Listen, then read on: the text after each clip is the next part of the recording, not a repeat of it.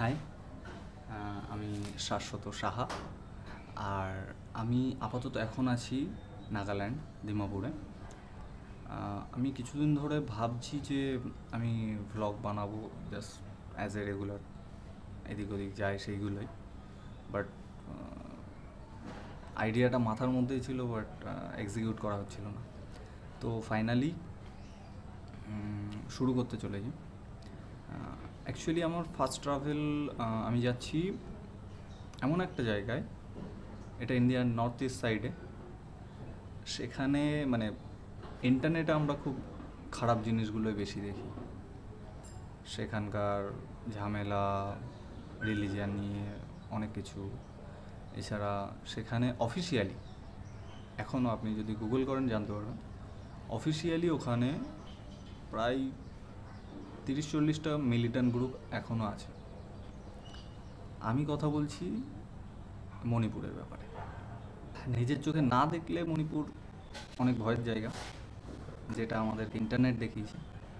তো আমি সেখানে যাচ্ছি, আর আমি চাই আমার থ্রু তোমরাও দেখতে পাও, সবাই দেখো। তো আজকে রাতে আমার গাড়ি রয়েছে দিমাপুর থেকেই বাই রোড। রাতে 8:30-9টা নাগাদ দিমাপুর স্টেশনের সাইড থেকে, ওখানেই গাড়ি স্ট্যান্ড আছে, ওখান থেকেই টিকিট পাওয়া যায়। পার ডে 2টো করে গাড়ি যায়, একটা সকালে যায় আর একটা রাতে যায়। সকালে 6টা 6:30 নাগাদ যায়, আর রাতের দিকে ওই মোটামুটি 8টা 8:30 9টার দিকে গাড়ি ছাড়ে।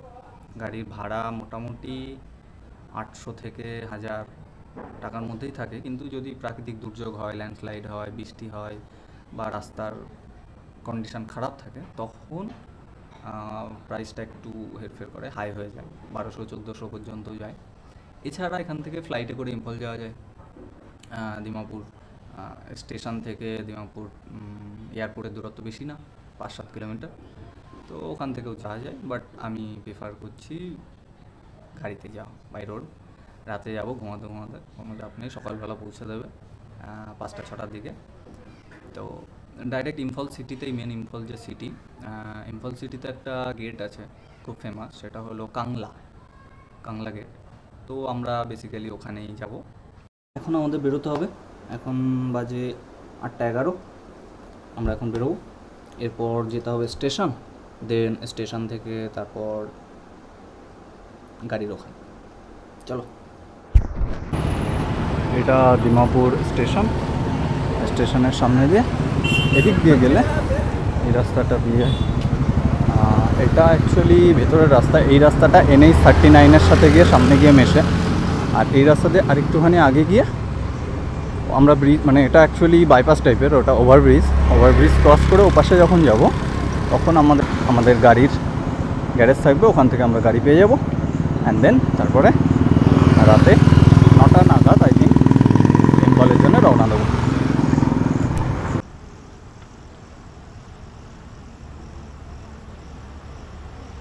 সরি, আমার লেট হয়ে গিয়েছিল, সেজন্য কোন জায়গা থেকে গাড়ি মণিপুরের জন্য ছেড়েছে সেটা দেখাতে পারলাম না।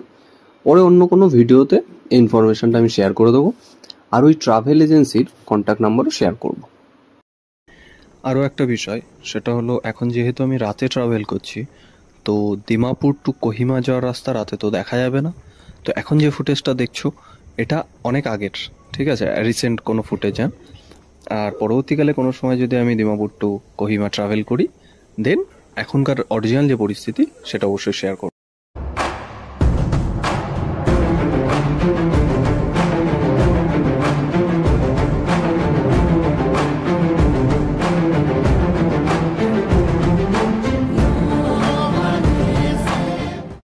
রাত প্রায় 11:15 বাজে। আমি রয়েছি কোহিমার এখানে, আর এখান থেকে এখনও আরেকটু পরে মাও ভিলেজ আসবে, যেখানে আমাদের ILP করতে হয়। মানে আমি মণিপুর যেতে গেলে একটা পারমিট লাগে, তো সেটা বানাতে হবে। আর এখন এখানে জাস্ট একটু দাঁড়িয়েছিলাম চা খাওয়ার জন্য, গাড়ি এখানে দাঁড়ায় কোহিমা ঢোকার একটু আগে। এখানটা একটা পেট্রোল পাম্পও আছে, এটা IOCL এর পেট্রোল পাম্প। তো এরপরে এখান থেকে বেরিয়ে তারপরে আইএলপির জন্য দাঁড়াতে হবে। ওখানে আইএলপি করার জন্য 100 টাকা নেয়, 30 দিনের জন্য পারমিট দেয়। যদি লোকাল কোনো জানাশোনা কেউ থাকে তার কন্ট্যাক্ট নাম্বার দিতে হবে, আর নাইলে ট্যুরিস্ট পারমিট হয়ে যায়। আর ওটা ভ্যালিডিটি 30 দিনের জন্য। বাস আধার কার্ড লাগবে, লাইভ ফটো নেবে, হয়ে যাবে। সেটা হলো মানে এখন ডিমাপুরে কত ডিগ্রি হবে, খুব বেশি হলে 25 থেকে 27-এর মধ্যে হবে। আর এখানটায় 15-16 চলছে। কোহিমাতে ঠান্ডা পড়ে গেছে, অনেক ঠান্ডা, ওর জন্য সোয়েটার ফোয়েটার পরতে হচ্ছে। আরও রাতে আরও ঠান্ডা বাড়বে, 12তে চলে যাবে। এখন আজকে হলো অক্টোবরের 22 তারিখ, কালকে 12টার পরে 23 তারিখ হয়ে যাবে। এখানে অনেক ঠান্ডা। অ্যাকচুয়ালি আজকে যে জায়গাটা গেছিলাম সেটা নিয়ে অনেক কিছু বলার আছে। সেটা অনেক প্রবলেমেটিক, কারণ আমাকে যেই ফোন করেছে সেই বলেছে ঠিক আছে গেছো ঠিক আছে, তাড়াতাড়ি কমপ্লিট করে সন্ধ্যার আগে ওখান থেকে বেরিয়ে আসো। আর রাস্তায় প্রচুর চেকিং হয়েছে, প্রায় 4-5 জায়গায় চেকিং হয়েছে। আর সেখানে আমি ক্যামেরা বের করিনি, কারণ আমার জন্যে ওই জায়গা নতুন, লোকেশন নতুন, সব নতুন, মানুষ নতুন, ফালতু ঝামেলার মধ্যে পড়ার দরকার নেই। Good morning. এখন আমি যাচ্ছি কাংলা গেট থেকে ইমা মার্কেটের দিকে। এখন এটা হলো ইমা মার্কেট বলে, এটা হাইওয়ে। অ্যান্ড দেন এটা হলো ইমা মার্কেট। এখানে পোলো খেলা হয়, পোলো রেসের মাঠ এখান দিয়ে আছে। আর এখন আমি যাব লিলং, এখান থেকে প্রায় 8-10 কিলোমিটার। তো ওখান থেকে আমার একটা বন্ধু রয়েছে, তো তার সাথে ওখান থেকে গাড়িতে করে দেন আমরা অন্য একটা জায়গায় যাবো। হাঁপিয়ে গেছি, একটু ব্যস্তও আছি।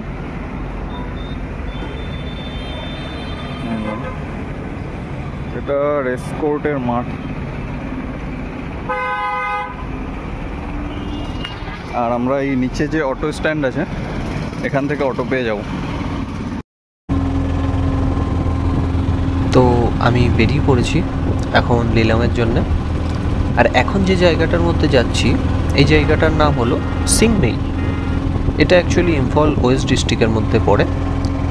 আর এর পাশ দিয়েই বয়ে চলেছে ইম্ফলের মুখ্য এবং প্রধান নদীগুলোর মধ্যে একটা ইম্ফল নদী।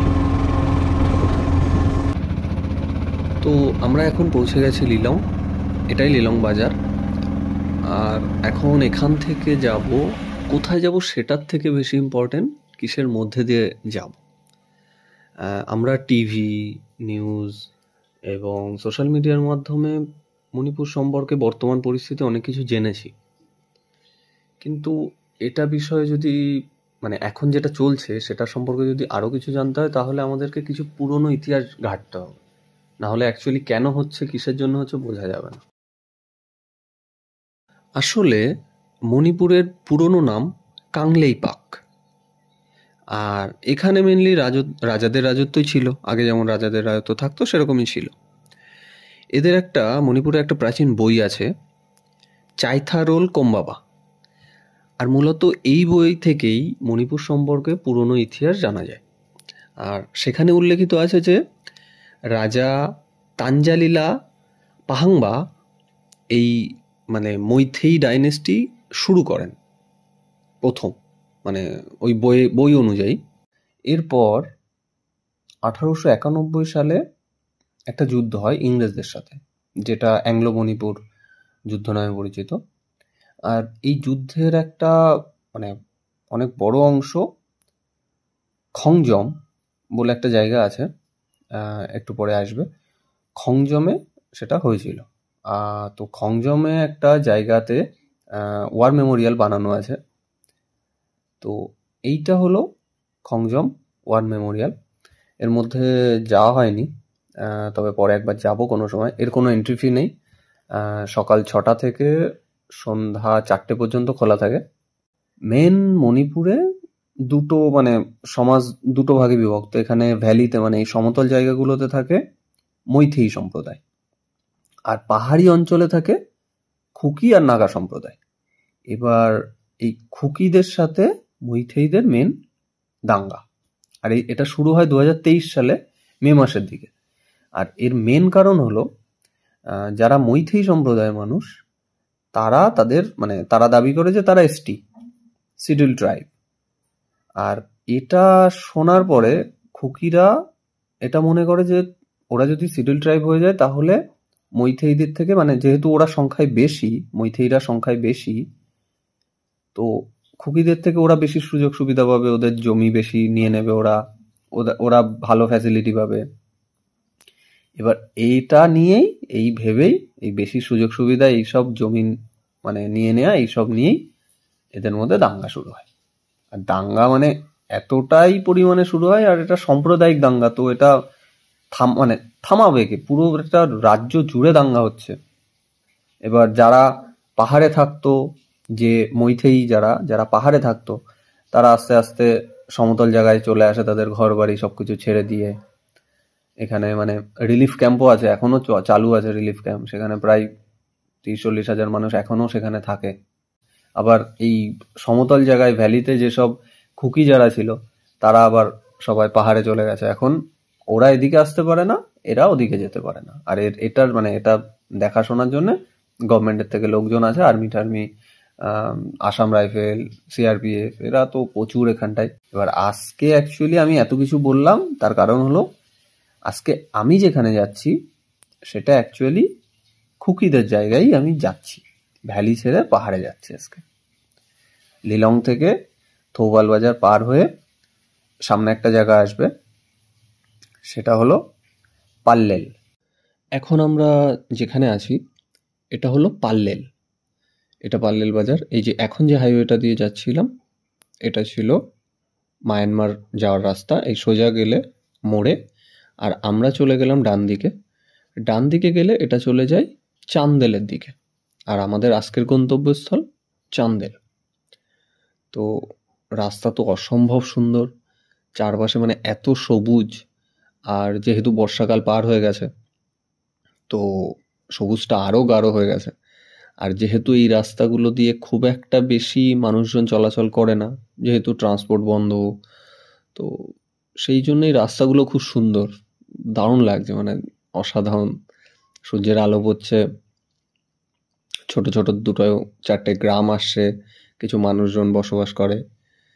অ্যাকচুয়ালি এই জায়গাগুলোতে এখন যেখান দিয়ে যাচ্ছি, এই জায়গাগুলোতে এগুলো খুকিদের আন্ডারে ছিল, বাট যেহেতু ওরা সংখ্যায় কম রয়েছে, তো ওরা এই জায়গাগুলো ছেড়ে ওরা পাহাড়ে চলে গেছে। এখানে কিছু কিছু জায়গায় মৈথেই মানুষ দেখা যায়, তারা যারা ছিল, তারা কিছু কিছু মানুষ এখানে আছে এখনো। আর বাদবাকি মোটামুটি এখন অতটা প্রবলেম নেই এখানে, কিন্তু রাস্তায় প্রচুর চেকিং হয়েছে। আগে দেখা যাক আরও কত সুন্দর সুন্দর জায়গা আমাদের জন্য অপেক্ষা করছে। সামনে আমি একটা নদী ম্যাপে দেখেছি, একটা ব্রিজ আছে ছোট, দেখা যাক ওখানে যাই, তারপর দেখি কেমন জায়গা। চলো যাওয়া যাক। তো এখন যেটা দেখতে পাচ্ছ এটা হলো চাপকি রিভার। অ্যাকচুয়ালি চাপকি রিভারটা আমি এখানে এই জন্য দাঁড়ালাম, এটা এত সুন্দর নদী সিনেমাতে দেখতাম, বাট এত সুন্দর নদী, সিরিয়াসলি বলছি, এত সুন্দর নদী আমি ভাবতেও পারিনি যে এত সুন্দর নদী হবে। জল বেশি না, আর দেখানোর ট্রাই করছি। ওই যে নিচে পাথর দেখা যাচ্ছে, আর উপর দিয়ে জল বয়ে যাচ্ছে, এতটা ক্লিন,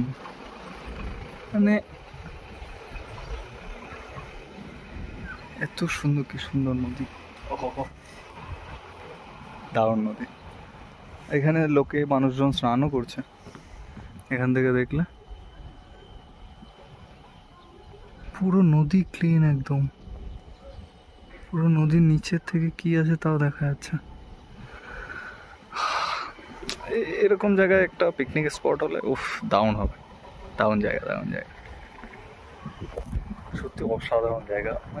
আমি অ্যাকচুয়ালি মিজোরাম গেছি, বাট মিজোরাম থেকে মণিপুর আরও বেটার জায়গা, আরও অনেক, আমার তো মনে হয় যে আরও বেটার জায়গা। কারণ প্রথম হলো এখানে পাহাড়, বাট রাস্তাগুলো জাস্ট লাইক ল্যান্ড টাইপের, ফ্ল্যাট রাস্তা, তো তার জন্যে এই জায়গাগুলো আরও বেটার, মানে ঘোরার জন্যে, ট্রাভেলের জন্যে। তো আগে দেখা যাক কী হয়।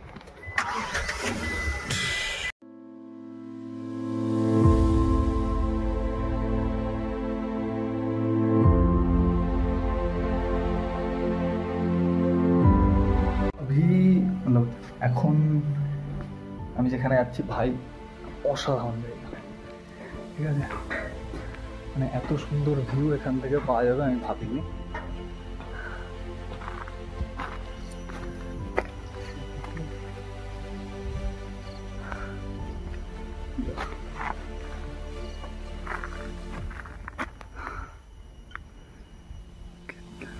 কি সুন্দর জায়গা।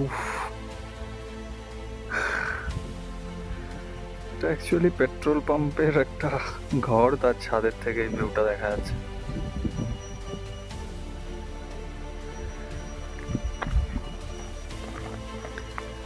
চারপাশে পাহাড়।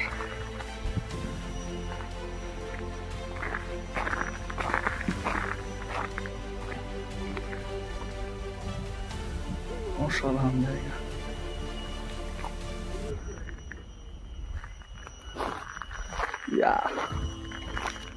অ্যাকচুয়ালি এই জায়গাটা এতটাই সুন্দর লেগেছে আমার যে ভাই অসাধারণ জায়গা, অসাধারণ।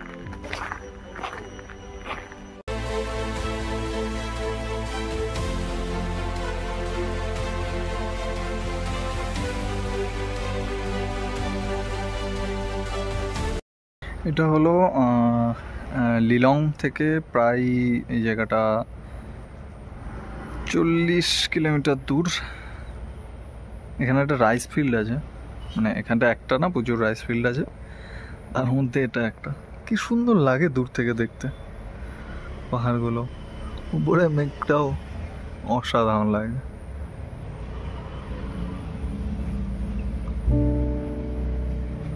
দূরে ওই যে ওইগুলো কোনো গ্রাম বা কিছু যেখান থেকে ধোয়া উঠছে।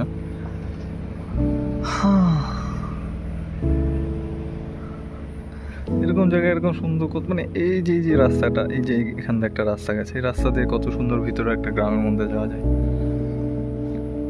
দারুণ জায়গা। এদিকেও পাহাড় আছে। এখানেই শেষ। এবার আমি ফিরে যাচ্ছি আবার ইম্ফল সিটিতে, হোটেলে যাব, তারপর আবার কথা হবে। কেউ এনজয় করো।